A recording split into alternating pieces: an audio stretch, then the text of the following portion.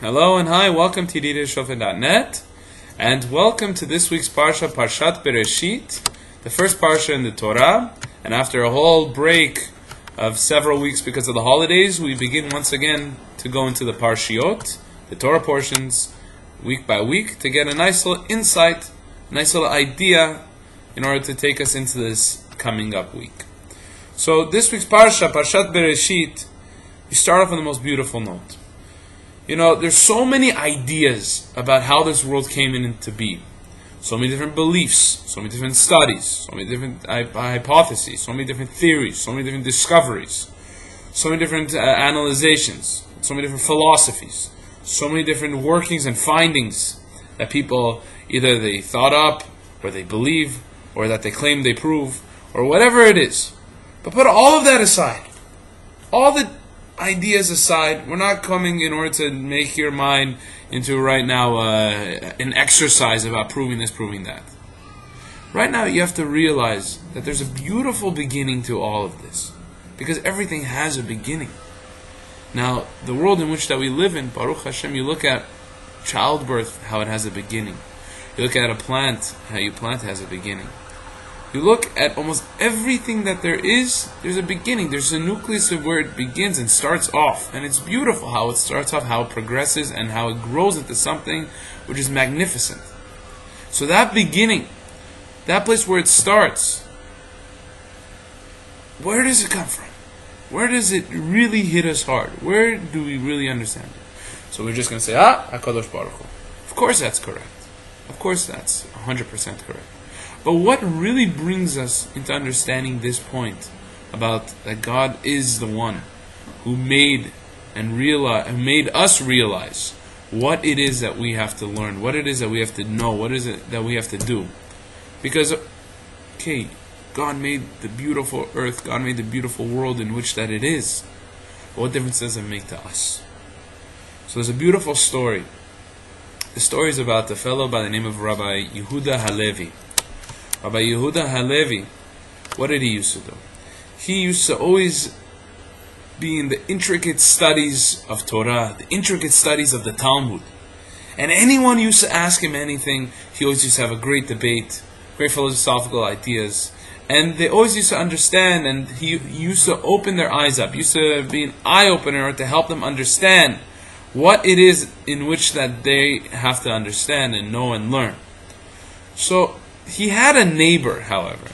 He was a Gentile neighbor, a non-Jewish neighbor. And even though all the non-Jewish people, that they respected him and everything, they didn't agree with his philosophy. And this was one of the neighbors. And he was a great poet. And he understood everything that there is to understand. And he used to write the most beautiful poetry. Rabbi Yehuda Halevi always used to read his poetry, used to love it. And however, they always used to debate about that there is an existence that was created by God. However, the Gentile just never could believe that. He said that it just can't be. There has to be a completely different method that goes through a whole randomization about how the world came into being. And Rabbi Yehuda Halevi kept telling him, he kept disproving him through different types of philosophical methods, different types of physiological methods, but it doesn't make a difference. The guy did not agree to anything. He did not succumb. He did not actually agree. He kept with his own foolishness. Till one day, this poet, he had a revelation one morning, and he started writing a poem, a beautiful poem indeed. And when he was writing this entire poem, however, he wanted to know how to finish it, and he just didn't know. So what do all poets do? What do all people who are in writer's block do? They get up and they start walking to the garden. And they walk to the garden and they go for inspiration. However, while he was going for his walk, Rabbi Yehuda Halevi, he sees the window open of his Gentile neighbor, and as he's passing by, he sees an unfinished poem. And he looks at it and says that this is beautiful. But he sees that it could add a little something towards the end. So he writes the rest of the poem. And when the poet comes back and he sees the rest, he starts crying. He says, it's beautiful, it's beautiful. And he goes to the rabbi and says, Rabbi, you won't believe what happened. What do you mean what happened? He says that the end of this poem, someone came and finished it off in the most artistic, most beautiful, most meaningful manner possible. So the rabbi tells him, what do you mean somebody came? Maybe the poem just finished itself. Maybe the ink fell and perfectly the letters were aligned along with this poem. So the guy says, are you crazy? To make such an art? It's impossible that anything like this can happen just by somebody knocking over an ink bottle. And a poem can't write itself. So the rabbi looks at him and says, exactly. No art, no beauty like this can ever be written by itself or just through some randomization. There has to be a beginning, an origin. And that beginning for this world, which is even much more of an art than me or you can ever draw or ever can write, there has to be a beginning. There has to be a creator, a person who writes that, the author himself. And finally, he's succumbed. You always have to play the person's game at his own game. That's nevertheless the point. The idea is that when you study in so many beautiful universities, and you study your Torah, your Gemara, your philosophy, your psychology, or especially if you study for your PhD or your doctorate in any type of research, not Scientology, but research in scientific matters, you'll see that you delve into the arts, you delve into what's happening right now. And the beginning, the creator of these arts or whatever out there, people have their own idea of saying that, look, that this is how it started, this is how it created. But when you come back and you look at each and dissect every point by itself, such as, let's say, you want to look at this most simplest things, such as we call photosynthesis. What is that? Look at a flower. Just look at a flower. You look at how it absorbs light, how it changes the colors of the flower, how the water travels through the flower in order to give it the type of vegetation, the type of growth.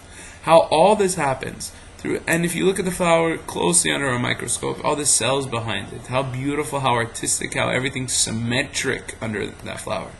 And you tell me that art has nothing behind it? Has it just happened? It just happened? You can throw a million things together. You'll never be able to reach the geometry of making a perfect flower.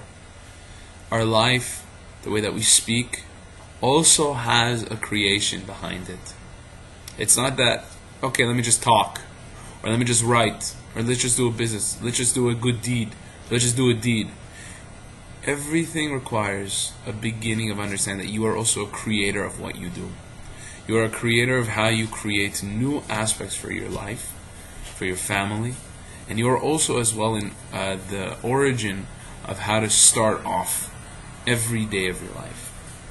Even though that you have HaKadosh Baruch Hu, you have God behind you, you also have your own step to take. And that is the idea of Bereshit bara et hashamayim, Bereshit bara Elokim et hashamayim et haaretz. It's up to you. It's all up to you. It's up to you in order to take that chance. You understand. You understand that there's so much behind it. But it's still up to you in order to put your efforts into use and to realize that I as well am a creator. I as well have that ability in order to start off something new, to bring something new into this world, in order to bring and make other people benefit. Not just to make myself be happy. But the only way in which that a person will ever be happy is when you could also make others happy as well. And to do this, you have to realize who you are. If you realize that you are a creator and that you have the ability to make others happy, then you will finally be happy. And you'll finally understand the worth in which that you have in your hands. I want to wish you a beautiful year and beautiful new sessions of unbelievable, inspirational stories and learnings and teachings that are not all by me. There's a lot that I go through, and it helps me understand, it helps me realize the works and teachings of our great sages and the great Torah, the impeccable Torah in which that we learn every day. Have a beautiful day and Shabbat Shalom.